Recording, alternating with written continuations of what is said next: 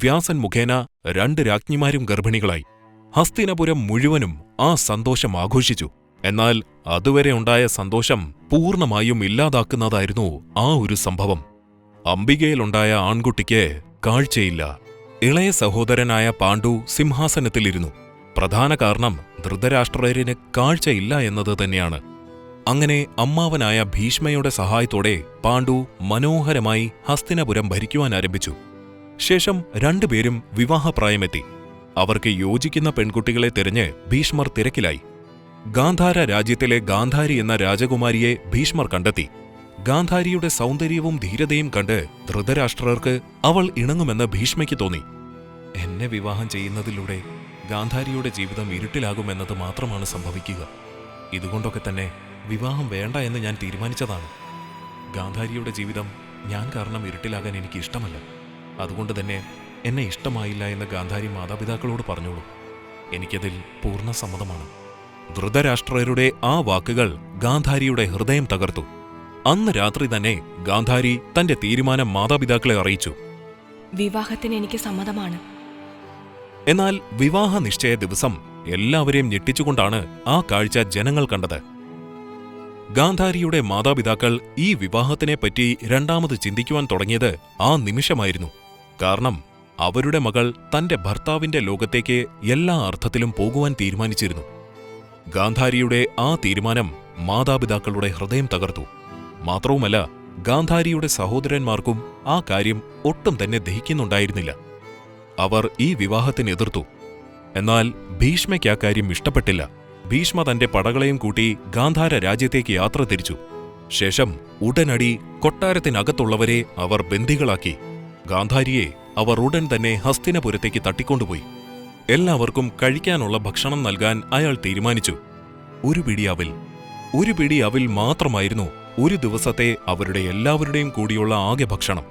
വിവാഹത്തിന് ആര് സമ്മതിക്കുന്നുവോ അവർ ഈ നരകയാതനയിൽ നിന്നും മോചിക്കപ്പെടുന്നതാണ്. വിവാഹത്തിന് സമ്മതിക്കാതെ വിശപ്പ് സഹിക്കാനാകാതെ ഗാന്ധാരിയുടെ മാതാപിതാക്കൾ മരണമടഞ്ഞു. ഇനി ഗാന്ധാരിയുടെ 4 സഹോദരന്മാർ മാത്രമാണ് ജീവനോടെ ഉള്ളത്. നമ്മൾ 4 പേരും ഇങ്ങനെ വീതം വെച്ച് കഴിക്കുകയാണെങ്കിൽ കുറച്ച് ദിവസത്തിനുള്ളിൽ തന്നെ നമ്മൾ 4 പേരും മരണമടയും. അതുതന്നെയാണ് ഭീഷ്മയ്ക്ക് വേണ്ടത്.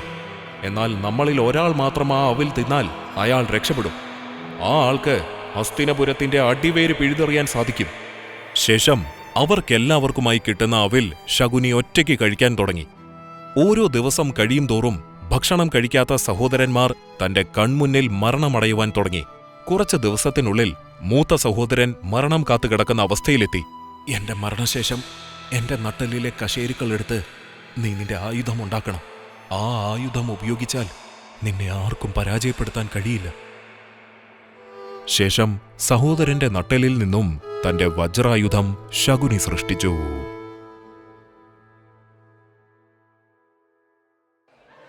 കുറച്ച് നാളുകൾക്ക് ശേഷം പാണ്ഡു വിവാഹിതനായി. സുരരാജാവിന്റെ മകളായ കുന്തിയെ അയാൾ വിവാഹം ചെയ്തു. കുറച്ച് നാളുകൾക്കുള്ളിൽ തന്നെ മറ്റൊരു രാജകുമാരിയെയും അയാൾക്ക് ഇഷ്ടപ്പെട്ടു. മാത്ര രാജാവിന്റെ സഹോദരിയായ മാദ്രയെ അയാൾ വിവാഹം ചെയ്തു. അങ്ങനെ ഹസ്തിനപുരത്ത് വീണ്ടും സമൃദ്ധിയും ഐശ്വര്യവും നിറഞ്ഞു. എന്നാൽ അധിക നാളത് നിന്നില്ല. അന്ന് പാണ്ഡു കാട്ടിൽ വേട്ടയാടുകയായിരുന്നു. ഒറ്റയ്ക്കായിരുന്നു അയാൾ. ഒരു ജീവിയെയും അയാൾക്ക് ഇതുവരെയും ലഭിച്ചിട്ടില്ല. പെട്ടെന്നാണ് ഒരു മാനിനെ അകലെയായി അയാൾ കണ്ടത്. ഉടനടി അയാൾ ആ മാനിനെ ലക്ഷ്യം വെച്ച് അമ്പെയ്തു. അമ്പ് കൃത്യസ്ഥാനത്ത് തന്നെ കൊണ്ടു. പക്ഷേ കരച്ചിൽ ആ മാനിന്റെ ആയിരുന്നില്ല, 2 മനുഷ്യരുടേതായിരുന്നു. ഉടനടി പാണ്ഡു അവിടേക്ക് ഓടി. ആ കാഴ്ച പാണ്ഡുവിനെ ഞെട്ടിച്ചു. ഒരു മഹർഷിയും അദ്ദേഹത്തിന്റെ പത്നിയുമായിരുന്നു അത്. അവർ ശാരീരിക ബന്ധത്തിൽ ഏർപ്പെടുന്ന സമയത്താണ് ആ അമ്പ് അവരുടെ 2 പേരുടെയും ഉള്ളിലൂടെ കയറിയത്. മഹർഷിയുടെ തോളിൽ കിടന്ന് പത്നി ഉടനടി കൊല്ലപ്പെട്ടു. പാണ്ഡു നിരവധി തവണ മഹർഷിയോട് മാപ്പപേക്ഷിച്ചു. എന്നാൽ മഹർഷി ഒരു വാക്കുപോലും മിണ്ടുന്നുണ്ടായിരുന്നില്ല. പാണ്ഡു ഭയം കാരണം മഹർഷിയുടെ കാലിൽ വീണ് മാപ്പപേക്ഷിച്ചു. മറ്റൊരു ജീവിക്കും ഈ ഒരവസ്ഥ വരരുതെന്ന ചിന്ത എൻ്റെ ഉള്ളിലേക്ക് ഇപ്പോൾ വരുന്നു. അങ്ങ് എന്നെയല്ല വേദനിപ്പിച്ചത്, പ്രകൃതിയുടെ ഏറ്റവും ദിവ്യമായ അവസ്ഥയെയാണ് അങ്ങ് വേദനിപ്പിച്ചത്. ഞാൻ അങ്ങയെ ശപിക്കുകയാണ്. അങ്ങേക്ക് ജീവിതത്തിൽ ഒരിക്കലും പ്രകൃതിയുടെ ഈ ദിവ്യ അനുഭൂതി അനുഭവിക്കാൻ കഴിയുകയില്ല. ഒരു സ്ത്രീയുമായി എന്ന് നിങ്ങൾ ശാരീരിക ബന്ധത്തിൽ ഏർപ്പെടുന്നുവോ ദിവസങ്ങൾക്കുള്ളിൽ അങ്ങയുടെ മരണം സുനിശ്ചിതമാണ്. പാണ്ഡുവിന്റെ ശരീരം അടിമുടി ഭയന്നു. കൊട്ടാരത്തിലെത്തിയ ശേഷം അയാൾക്ക് ഉറങ്ങാൻ കഴിയുന്നുണ്ടായിരുന്നില്ല. ഭയം പതിയെ പതിയെ അയാളെ കാർന്ന് തിന്നുവാൻ തുടങ്ങി. രാജ്യകാര്യങ്ങളിൽ അയാൾക്ക് ശ്രദ്ധ കേന്ദ്രീകരിക്കാൻ കഴിയാതെയായി. ശേഷം നിരവധി ദിവസത്തെ ആലോചനകൾക്ക് ശേഷം പാണ്ഡു ഒരു തീരുമാനമെടുത്തു. അങ്ങനെ ഭയം കാരണം പാണ്ഡു തന്റെ ജ്യേഷ്ഠന് രാജ്യം നൽകി ഭാര്യമാരെയും കൂട്ടി കൊട്ടാരത്തിൽ നിന്നും വിടവാങ്ങി. ശേഷജീവിതം ഒരു വനത്തിലാക്കാമെന്ന് അയാൾ തീരുമാനിച്ചു. പക്ഷേ കുട്ടികൾ തനിക്ക് വേണമെന്നുള്ള കടുത്ത ആഗ്രഹം പാണ്ഡുവിനുണ്ടായിരുന്നു. ഹസ്തിനപുരത്തിന് തന്റെ ഭാഗത്തു നിന്നും അവകാശികൾ വേണമെന്നുള്ള ആഗ്രഹം അയാളിലുണ്ടായിരുന്നു. പക്ഷെ എങ്ങനെ? മഹർഷിയുടെ ശാപം തന്നെ വിട്ടു പോവാത്തിടത്തോളം കാലം എങ്ങനെ തനിക്ക് കുട്ടികളുണ്ടാകും? തന്റെ തലമുറ നിന്നുപോകുമോ?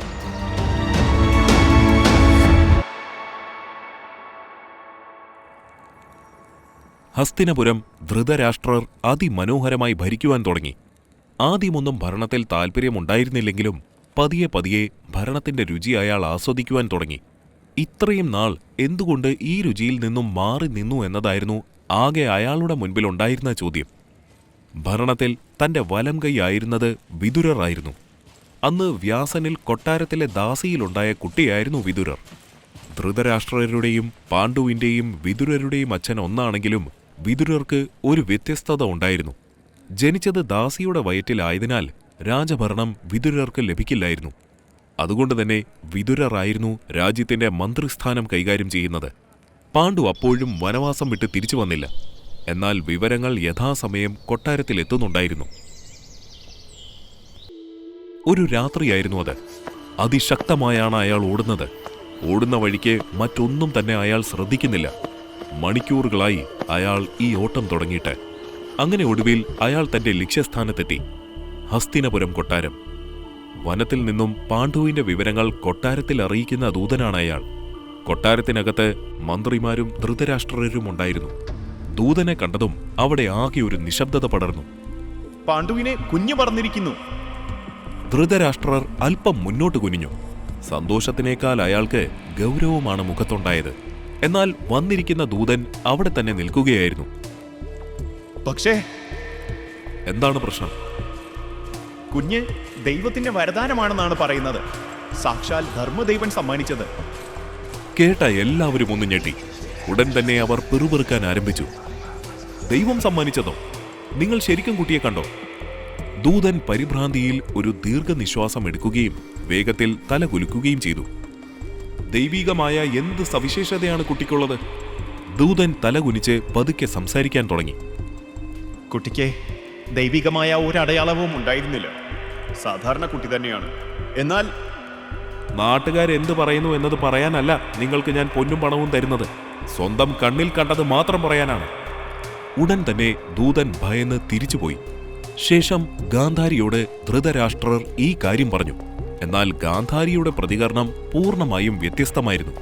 ദൂതൻ പറഞ്ഞതിൽ അവൾ പൂർണ്ണമായും വിശ്വസിച്ചു. വല്യച്ഛനായ ഭീഷ്മയും ദൂതൻ പറഞ്ഞ കാര്യം വിശ്വസിച്ചു. എന്തിനേറെ പറയുന്നു, കൊട്ടാരത്തിൽ ഈ ഒരു കാര്യം സംശയത്തിന്റെ കണ്ണുകൊണ്ട് കണ്ട ഒരേ ഒരാൾ ധൃതരാഷ്ട്രരായിരുന്നു. ധൃതരാഷ്ട്രർക്ക് എത്ര ആലോചിച്ചിട്ടും ആ കാര്യം ദഹിക്കുന്നുണ്ടായിരുന്നില്ല. പണ്ടുമുതലേ ഇങ്ങനത്തെ അമാനുഷികമായ കാര്യങ്ങളെല്ലാം തള്ളിക്കളയുന്ന ആളായിരുന്നു അയാൾ. അയാൾ ഗാഢമായി അതിനെപ്പറ്റി ചിന്തിക്കുവാൻ തുടങ്ങി.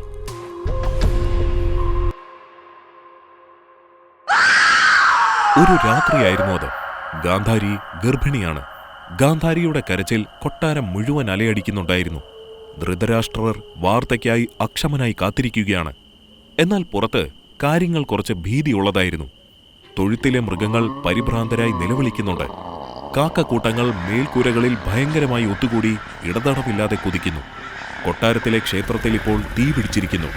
തങ്ങളുടെ രാത്രികാല ചടങ്ങുകൾ പുരോഹിതന്മാർ അപ്പോൾ തന്നെ നിർത്തി. എന്തോ ഒരു വിചിത്രമായ ഭയം ആ പ്രദേശം മുഴുവൻ വ്യാപിച്ചു. കുറച്ച് സമയങ്ങൾക്ക് ശേഷം ആ ശബ്ദം കൊട്ടാരത്തിൽ പതിഞ്ഞു. ഹസ്തിനപുരത്ത് വളരെ നാളുകൾക്ക് ശേഷം ഒരു കുഞ്ഞ് ജനിച്ചിരിക്കുന്നു. കുഞ്ഞിനെ കയ്യിലെടുക്കുമ്പോൾ ധൃതരാഷ്ട്രരുടെ മുഖത്ത് അപൂർവ പുഞ്ചിരി വിടർന്നു. ഹസ്തിനപുരത്തിന്റെ ഭാവി, അയാൾ മനസ്സിൽ പറഞ്ഞു. പക്ഷേ ആ സന്തോഷത്തിന് ആയുസ് കുറവായിരുന്നു. ജനിച്ച നിമിഷങ്ങൾക്കകം ഭീഷ്മരുടെയും വിതുരരുടെയും നേതൃത്വത്തിൽ രാജമുനിമാർ കൊട്ടാരത്തിലെത്തി. അവരുടെ മുഖങ്ങൾ മ്ലാനമായിരുന്നു. അവരുടെ കണ്ണുകൾ അവർ കണ്ട ശകുനങ്ങളുടെ ഭാരം പ്രതിഫലിപ്പിക്കുന്നുണ്ട്. സഹോദര, എന്നോട് ക്ഷമിക്കൂ. ഇതൊരു സാധാരണ ജനനമല്ല. ഈ കുട്ടിയുടെ വരവിനെ ചുറ്റിപ്പറ്റിയുള്ള അടയാളങ്ങൾ ഭീതികരമാണ്. ഇത് സ്വർഗത്തിൽ നിന്നുള്ള അപ്രസക്തമായ മുന്നറിയിപ്പുകളാണ്. നമുക്ക് ഈ കുട്ടി വേണ്ട. ധൃതരാഷ്ട്രരുടെ പുഞ്ചിരി മാഞ്ഞു. പകരം നെറ്റി ചുളിഞ്ഞു. നിങ്ങൾ എന്താണ് സൂചിപ്പിക്കുന്നത്? ശകുനങ്ങൾ അവഗണിക്കരുത്. ഈ കുഞ്ഞിന്റെ ജനനം നാശത്തിന്റെ അടയാളങ്ങളോട് കൂടിയതാണ്. ഋഷിമാർ കുട്ടിയുമായി ബന്ധിപ്പിച്ചിരിക്കുന്ന ഒരു വലിയ വിപത്ത് മുൻകൂട്ടി കണ്ടിട്ടുണ്ട്. ആ ആപത്തിൽ നമുക്ക് പ്രിയപ്പെട്ടതെല്ലാം നശിക്കാനിടയുണ്ട്. നിങ്ങൾ ബുദ്ധിപരമായുള്ള ഒരു തീരുമാനം ഇപ്പോൾ എടുത്തില്ലെങ്കിൽ നിങ്ങളുടെ കുടുംബത്തെ മാത്രമല്ല, മുഴുവൻ രാജ്യത്തെയും അത് ബാധിച്ചേക്കാം. എന്റെ ആദ്യ മകനെ തന്നെ ഉപേക്ഷിക്കാനാണോ നിങ്ങളെല്ലാവരും ഉപദേശിക്കുന്നത്? എന്ത് അസംബന്ധമാണ് നിങ്ങൾ ഈ പറയുന്നത്? ശകുനങ്ങൾ കേവലം യാദൃശ്ചികമാണ്, അതിൽ കൂടുതലൊന്നുമില്ല. അവൻ എന്റെ കുട്ടിയാണ്. അതീവ ശക്തനായി നിങ്ങളുടെ മുന്നിൽ തന്നെ അവൻ വളരും. രാജമുനിയല്ല, വല്യച്ഛനല്ല, സാക്ഷാൽ ദൈവം ഇറങ്ങി വന്ന് പറഞ്ഞാലും എന്റെ തീരുമാനം മാറില്ല. ആദ്യമായിട്ടായിരുന്നു ഹസ്തിനപുരത്തെ രാജമുനിമാരുടെ അഭിപ്രായം തെറ്റിച്ച് ഒരു കാര്യം നടന്നത്. ഭീഷ്മയുടെ അഭിപ്രായം തെറ്റിച്ച് ഒരു കാര്യം നടന്നത്. പറയുന്നത് രാജാവായതിനാൽ അവർക്കനുസരിക്കാതെ വേറെ നിവൃത്തിയുണ്ടായിരുന്നില്ല. അങ്ങനെ കൊട്ടാരം മുഴുവൻ എതിർത്തിട്ടും ധൃതരാഷ്ട്രരുടെ ഒറ്റ തീരുമാനത്തിൽ ആ കുട്ടി കൊട്ടാരത്തിൽ വളരുവാൻ ആരംഭിച്ചു. ജനിച്ചപ്പോൾ തന്നെ ഒരു യുദ്ധം ജയിച്ച ആ കുട്ടിയെ ധൃതരാഷ്ട്രർക്ക് ബോധിച്ചു. അവനിടുവാൻ ഒരു പേര് അയാൾ തന്നെ തിരയുവാൻ തുടങ്ങി. യുദ്ധത്തിൽ തോൽപ്പിക്കാൻ പ്രയാസമുള്ളവൻ എന്നർത്ഥം വരുന്ന ഒരു പേര് അയാൾ അവനിട്ടു: ദുര്യോധനൻ.